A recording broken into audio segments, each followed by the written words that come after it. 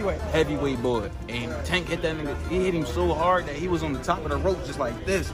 It allowed Jake Paul's brother to be in there and be able to last with a smaller man, a smaller, older, greater fighter who's mostly was concentrating on defense more than just offense. Gervonta Tank Davis has taken his training intensity to new extremes, entering all-out wars in the gym against full-sized heavyweights as he sharpens himself for his upcoming battle with Jake Paul. This isn't ordinary sparring, it's controlled chaos. Davis has been trading blows with men far larger than him, pushing his limits both physically and mentally.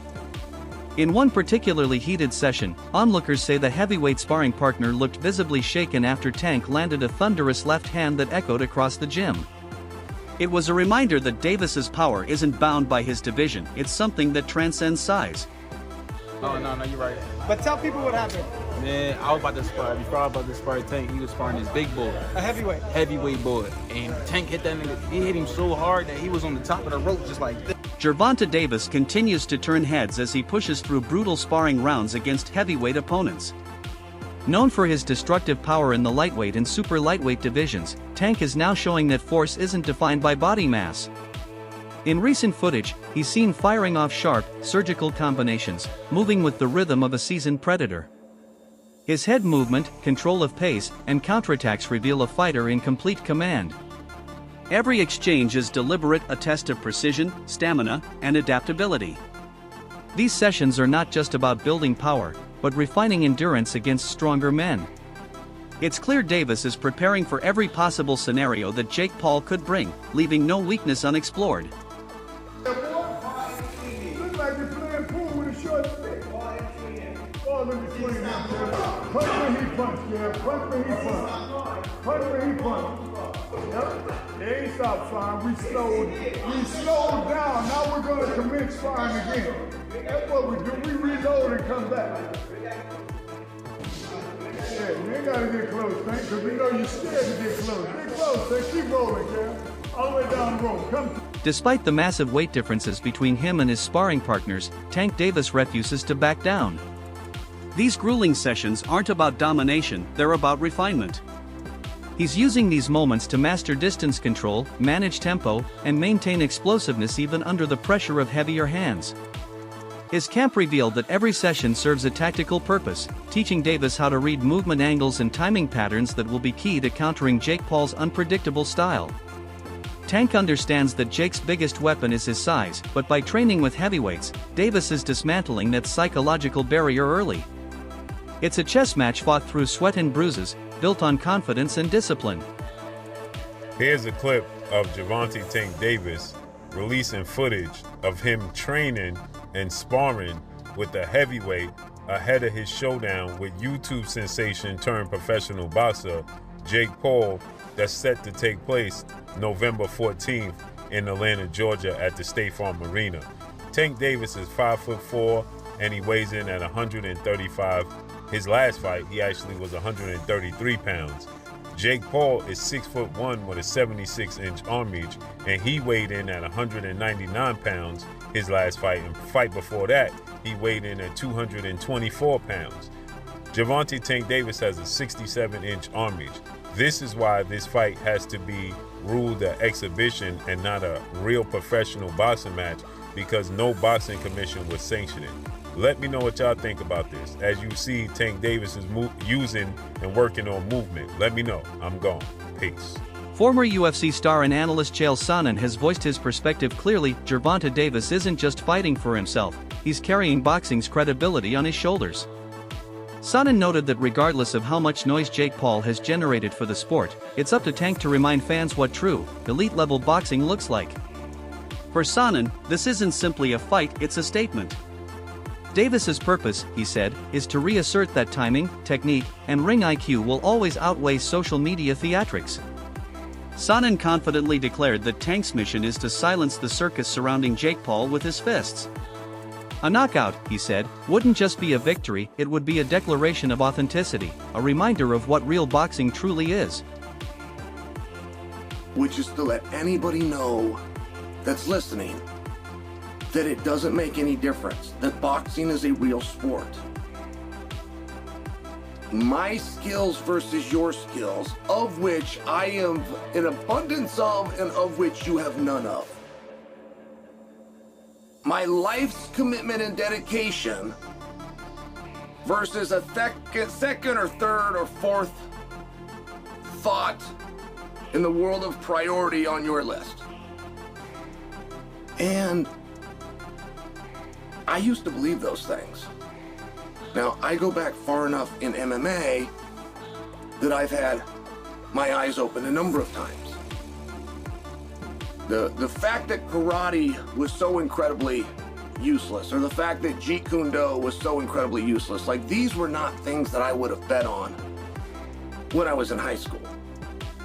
As a wrestler at that time, I would not have assumed that I would fare well in a fight against somebody that knew Kung Fu. We had all been falsely led through Hollywood. Not through competition, not through sport, not through understanding of the game, but just through Hollywood.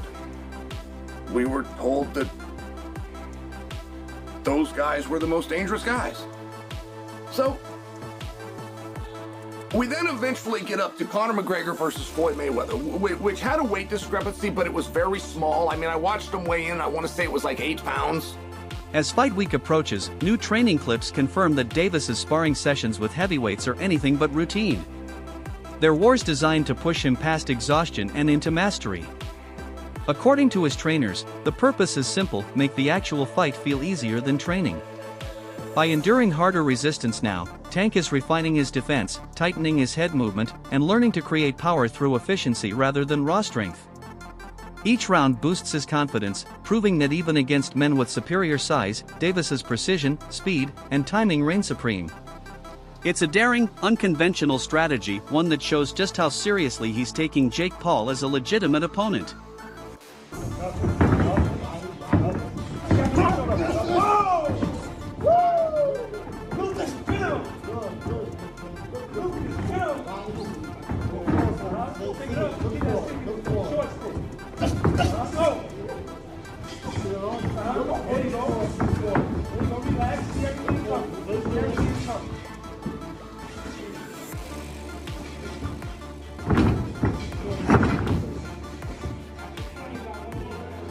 Legendary trainer Teddy Atlas also weighed in, calling Gervonta Davis one of the most complete and dangerous fighters in the sport today. While many point to Jake Paul's size advantage, Atlas dismissed it as irrelevant once the first bell rings. He emphasized that Davis's experience facing elite-level opponents gives him an edge Jake simply cannot replicate. Tank has fought through every style imaginable: pressure fighters, slick counterpunchers, tall technicians, defensive masters, and adapted to them all.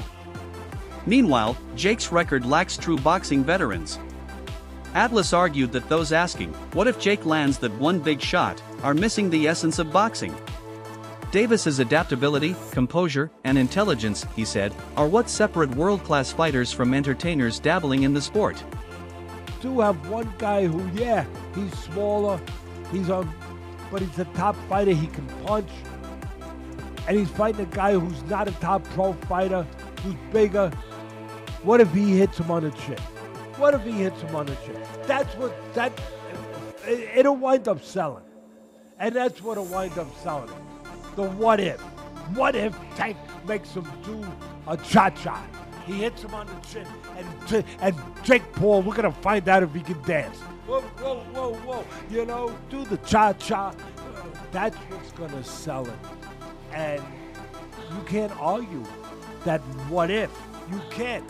I know I get to places that other people wouldn't go and everything else, that just dismiss stuff because it's easier to do that, it's safer to do that. You don't have to bows and arrows coming at you from people that argue with you because you did that, but I don't care. I've had bows and arrows my whole life, I don't care. But that's true.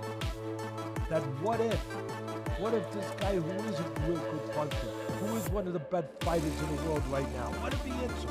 What if he makes a miss and he counters him? Or he jumps up in the air? Bang! And he hits him. Sid Terrace was a great fighter. No, not the 1700s, but years ago. And Customato told me he loves Sid Terrace. He said, Teddy, he used to jump up in the air and hit you with 3 jabs. I said, whoa, man, Sid Terrace. All right, anyway, look, I can't finish without saying that it did invoke some memories and thoughts that we've been here before in a different way, where Jake Paul's brother fought Mayweather. That's not forget. And I'm not saying I like that either. I mean, first of all, Mayweather was past his prime. He was already retired. He was older, everything, but he's still the great Mayweather. And Mayweather was fighting a guy, what was it, 50-pound difference, 60-pound difference, whatever it was. And that size made a difference. It allowed Jake Paul's brother to be in there and be able to last with a smaller man, a smaller, older, greater fighter who's mostly was concentrating on defense more than just off. Sports analyst Max Kellerman offered a more personal take on Davis's motivations. He revealed that Tank accepted the Jake Paul fight not just for competition, but to secure long-term financial freedom and spend more time with his family. After years of relentless camps, title defenses, and pressure to perform, Tank reportedly saw this fight as both a lucrative and emotionally rewarding opportunity. Kellerman suggested that Davis may be approaching a new chapter in his life, one that balances boxing greatness with personal peace. This fight, he said, isn't just business, it's symbolic. A chance for Davis to cash in on his legacy, enjoy the rewards of his grind, and still remind the world that when he steps into the ring, no one hits harder. You got a guy like Gervonta, who I personally think has been checked out for way longer than this last fight. I think he was checked out prior to the Roach fight. I thought this was all going to be in the works, where he was supposed to beat the 16-1 Roach and then go on to fight Jake Paul and then call it a career, because I think the people around him understood there wasn't much left in the tank for him in terms of his want or his desire to be here. He did an interview with Dan Canobio about 18 months ago where he was like, yeah, man, I just kind of want to raise my family. I don't know how much left of boxing for me. I don't want to see a therapist. I want to, I need to, but like, I don't want to take away from my fighting. But I think it's time for me to do stuff like that. So I think the writing's been on the wall for Tank for a while. So that draw was kind of just like, I was on the way out anyway. I don't need to go back in there. And I said it at the end of that fight. I'm like, there's no way we see that rematch. He was so uncomfortable in that ring with Roach. He doesn't want to feel that again. He showed that night. So I'm not surprised that fight's not happening. I'm not even surprised he's fighting Jake Paul now. It's a cash. During the press tour, analysts Chris Mannix and Sergio Mora highlighted the striking contrast between the two fighters. Jake Paul, as always, was animated, loud, charismatic, selling the spectacle. Davis, in complete contrast, remained quiet, stone-faced, and unbothered. Mannix remarked that while Jake knows how to sell a fight, Davis knows how to win one. Mora added that Tank's silence wasn't weakness, it was discipline. Every time Jake spoke, Davis listened but never reacted, embodying the calm of a man who saves his words for when the bell rings. Both analysts agreed that when the lights dim and the hype fades, it's Tank's skill, precision, and natural power that will speak the loudest. And even though Jake Paul tried to egg him on and try to goad Gervonta Davis on, he's dealing with somebody that is not a quick-witted, thinker. He's not a quick-witted speaker. Tank Davis is explosive in the ring. He's fast and powerful in the ring. He's charismatic inside the ring when he's punching. But when you put a microphone in front of him, he's not articulate. He doesn't know how to quickly respond to people. He stutters a lot. He does more stuttering than talking. So Gervonta Davis in front of a microphone is not going to sell. So Tank Davis shouldn't be put in a podium like that. He should have speakers for him. He should have someone talking for him. He should have a mouthpiece. Tank Davis is not going to sell this fight. And Jake Paul knows it. That's the reason he kept throwing jabs at him. He tried to get Tank out of his shell. Tank's not quick verbally enough. He's not quick-witted. He's not quick with the tongue. So in order for him to sell this fight, he's going to have an adversary that can spit something back. Like, for instance, Chavez Jr., he didn't have that quick-witted response, but he had the backing. He had the loyal following. And Chavez Jr., like many Mexicans, don't need to speak because they do all their fighting in the ring, and people know that. Tank Davis, I don't know, man. He didn't look good in his last fight. He's not fighting the killers in his division. People are getting off that Tank train, and we know that he's had his issues outside the ring. The love's not there anymore. Tank Davis is losing a lot of passion, a lot of followers, and people aren't buying this circus that Jake Paul's trying to sell. And I'm glad that people are getting off this train. The commission in Georgia got off this damn train. That's why they had to move this fight to Florida, where anything could happen. Former world champion Tim Bradley shared insider details, revealing that Davis's options were limited before agreeing to fight Jake Paul. Tank initially sought a rematch with Lamont Roach, but negotiations fell apart. With few major fights available and promoter pressure mounting, the Jake Paul matchup emerged as the most viable choice. Bradley explained that while the move might seem risky to purists, it guarantees enormous exposure and financial upside. Fans, he said, often overlook the unseen business politics of boxing, management disputes, timing conflicts, and broadcast agendas. Regardless of the circumstances, Bradley believes Davis will seize the opportunity and remind the world why he's an elite, world-class boxer, not an entertainer. No, I do. I'm not making no excuses for Tank at all, but this is just my perspective, man. Tank had no other choice but to do this fight, man. He had no other choice. You know, he was in training for that Lamont Rose fight, and, you know, then the covers got pulled off, you know, and then this fight came about. You know, this is an inside thing, man. I swear, man, I'm telling y'all, this is an inside thing. You know, this is something that Al, PBC wanted Canelo to do, you know, because this is how they eat. This is how they gonna eat. This is how they gonna recoup, you know. As you know, PBC, they got no legs to stand on, man. You know, money going out, not enough money coming in. They got to spend their own bread, you know, for everything, you know, for everything. So, you know, they need money coming in. And their guy, Canelo, left. He with Turkey now. They wanted Canelo to do this fight. And now Tank is obligated to do this fight, man. Again, to save PBC. I promise y'all, man. I'm telling you. You know, Tank was already signed up to fight Roach rematch. He was already signed up, you know. You could just tell, man. I can tell, you know. Yesterday, listening to the press conference, I saw, like, I don't know what it was. It was something with Jalen Love, and it's like a secret. I don't know what that is. After the press conference, fans began debating whether Gervonta Davis was truly invested in the Jake Paul fight. His calm, distant demeanor and minimal reactions to Jake's taunts led some to question his mindset. The obvious size difference only added to the conversation. Many expected Tank to respond with fire, but instead, he stayed composed, detached, almost meditative.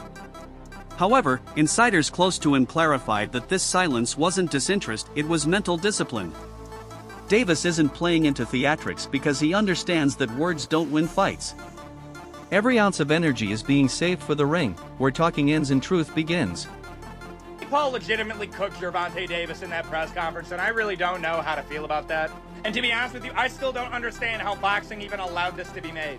Like, I don't. Like, dog, this is not an overstatement. Like, literally one of the core pillars holding up boxing is this literal, like, fake superiority complex that they have over literally every other combat sport. Despite literally being the least effective main combat sport there is. Brother, kickboxing, Muay Thai, Brazilian Jiu-Jitsu, wrestling, brother, I put judo over I put boxing. In terms of practicality of combat, oh yeah, 100%. Brother, if Jake Paul makes it competitive against Gervonta Davis, I'm looking at this like, brother. Oh, well, weight difference, brother. Gervonta Davis has been training his entire life. I'm sorry, bro. It's bad enough that the fact that if this was under any other combat sport, this would literally be like one of the most one-sided matchups of all time. And it wouldn't be in favor of Davis. No, dog, if you did this under an MMA rule set, oh my gosh, bro, Paul cooks Gervonta. It's not close at all. Like round one finish level. Like, understand this, Gervonta Davis versus Jake Paul is taking place in literally the only combat sport where Davis should win. I'm still shocked that they allowed it to be made. Because, like, there's no upside. If Jake Paul beats Gervonta Davis, now we're kind of looking like, wait a minute. what? Like, brother, don't forget. I still think it's a horrible look that Tyson Fury couldn't finish Francis Ngannou. That is so bad. Well, Francis Ngannou's a great boxer. Francis Ngannou, no joke, is one of the worst boxers to ever be in the UFC. He just has absurd power. No, look at the technique of Francis Ngannou. It's not that good. It's carried by power. Like, going into the, like, I'm hyped, but it's also, I'm looking at this like, bro, Gervonta has to finish. While Jake Paul has long been accused of exploiting boxing's traditions, some critics have now turned their scrutiny toward Davis himself. They argue that by accepting this bout, Tank may be validating the influencer boxing trend he once dismissed. Some fans see this fight as entertainment over legacy. Yet others defend him, reminding critics that boxing has always walked the line between sport and spectacle. For Davis, this is about reclaiming that balance, proving that even within this crossover era, authenticity still matters. If Tank dominates Jake Paul, it won't just be a win on paper, it'll be a statement that real boxing, skill, and legacy still rule over hype. Paul is not the problem with boxing, Tank Davis is. Jake Paul's doing exactly what he's supposed to do. He's a Disney Channel kid, YouTube star turned boxer. Of course, he's gonna make these stupid spectacle matchups. He doesn't care about his career, his legacy, or the sport. Meanwhile, we have Tank Davis, the heir apparent to Floyd Mayweather and Adrian Broner, who has real talent. And if he was actually consistent in the ring and was willing to get in with some of the best fighters in the world, he could be top 3 pound for pound best fighters in the sport. But instead, Tank just wants to hold up his division for 5 years and make a mockery of the sport, especially with this fight. That wraps up today's coverage. As the fight approaches, one thing is certain: Gervonta Tank Davis isn't treating Jake Paul as a joke. He's treating him as an obstacle, one he plans to destroy not just with power, but with purpose. Stay tuned, this story is only getting started.